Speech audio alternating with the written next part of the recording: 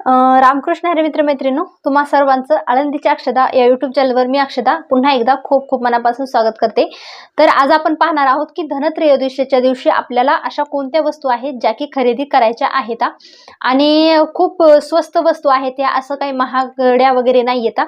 अगदी 20-30 रुपयापर्यंत ह्या वस्तू आपल्याला मिळतात मार्केटमध्ये।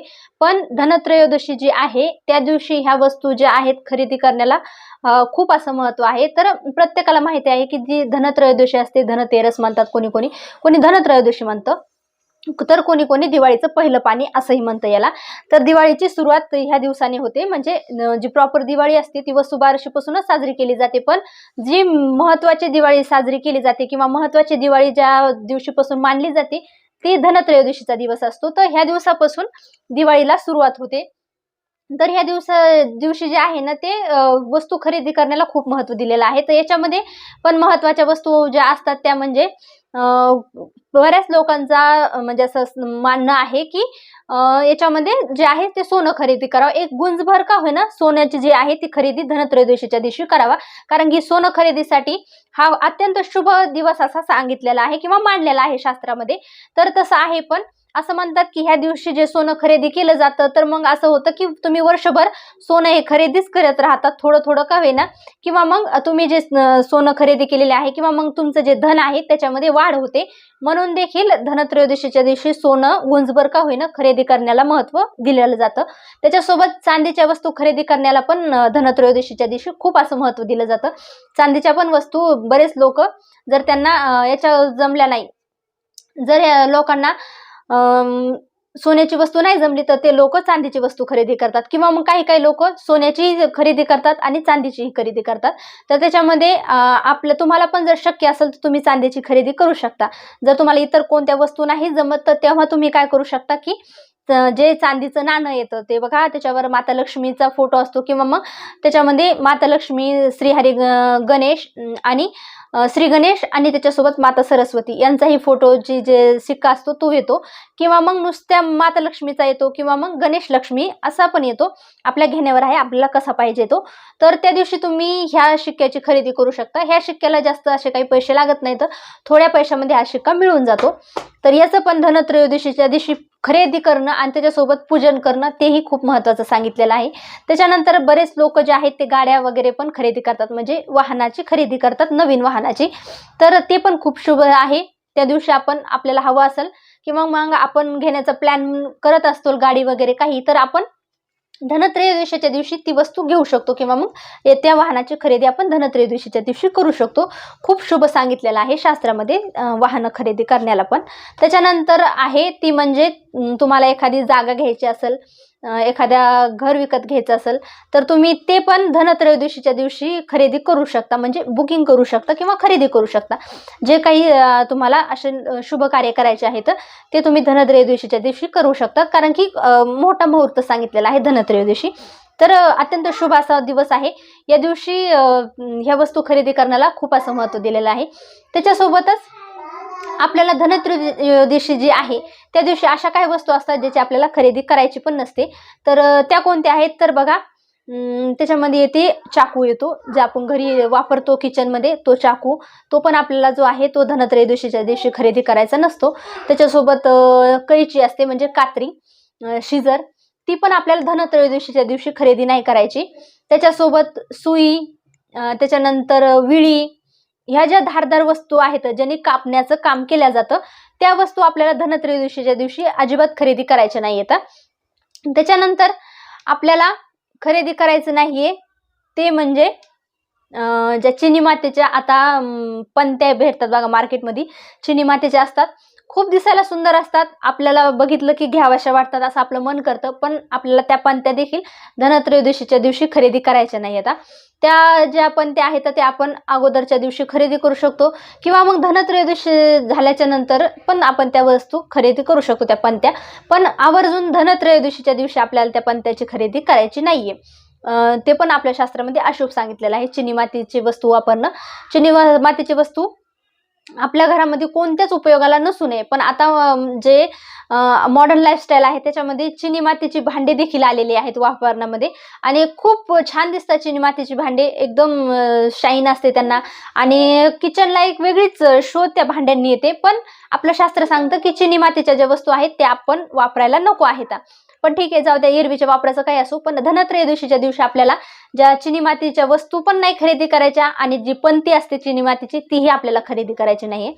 तर आपल्याला महत्वाचं म्हणजे काय खरेदी करायचे, तर सगळ्यात महत्वाचं जे आहे ते आपल्याला खरेदी करायचं. महत्वाची जी वस्तू आहे ती म्हणजे लक्ष्मी. तर आता ही लक्ष्मी कोणती आहे, तर ती आहे बघा केरसुनी, झाडू, फडा. झाडू तर नाही म्हणता येणार त्याला, कारण की झाडू तो असतो बघा जो आपण आपल्या घरामध्ये वापरतो, लांब असतो, त्याने आपण नेहमीची जी साफसफाई करतो तो झाडू असतो. तर तो झाडू नाहीये, इथं आपण फड्याचं करायला लागलो. आता आमच्याकडे जे आहे त्याला फडा म्हणतात. तर लक्ष्मी पूजनाच्या दिवशी म्हणजे धनत्रयोदशीच्या दिवशी आपल्याला ती जी केरसुनी आहे ती खरेदी करायची आहे. तिला केरसुनी पण म्हणतात कोणी कोणी, तर केरसुनी खरेदी करायची आहे. त्याला लक्ष्मी पण म्हणतात. तर ती लक्ष्मी आपल्याला जी आहे ती विकत ह्या दिवशी आणायची आहे. ती खूप शुभ सांगितलेली आहे. लक्ष्मी त्या झाडूला जे आहे ते लक्ष्मी म्हणतात. तर बघा आपल्या गावाकडं जर किंवा मग आणखीनही आपल्या इथं पण जर आपली चुकून त्या केरसुनीला, त्या लक्ष्मीला लात वगैरे लागली तर आपण दर्शन वगैरे घेतो तिचं. तर त्याची माफी मागितली जाते, कारण की त्याच्यामध्ये साक्षात माता लक्ष्मीचा वास आहे असं सांगितलं जातं. आणि ती नवीन कधी पण घरी आणल्याच्या नंतर आपण तिची पूजा करूनच तिला जे आहे ते वापरामध्ये घेतो. आता शहरातल्या घरामध्ये तर ती वापरल्या जात नाही, पण खेड्यागावामध्ये अजूनही त्या केरसुनीचा वापर होतो. तर आपण जरी तिचा वापर करत नसेल तरीही आपल्याला ती आणायची आहे. तिची पूजा करणं खूप महत्वाचं आहे दिवाळीमध्ये. तर दिवाळीमध्ये आपल्याला जी केरसुनी आहे लक्ष्मी तिला खरेदी करून आणायचं आहे. त्याच्यासोबत आपल्याला दुसरी महत्वाची गोष्ट जी आहे ती म्हणजे खरेदी करून आणायची आहे, ती आहे धने. आपण भाजीमध्ये वापरतो, मसाल्याच्या पदार्थामध्ये वापरतो, ते धने जे आहेत ते आपल्याला या दिवशी खरेदी करून आणायचे आहेत.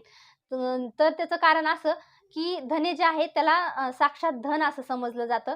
तर जेव्हा आपल्याकडे गौरी असतात बघा तेव्हा पण धन्याची जी आहे ती रास असते गौरी पुढे ठेवलेली.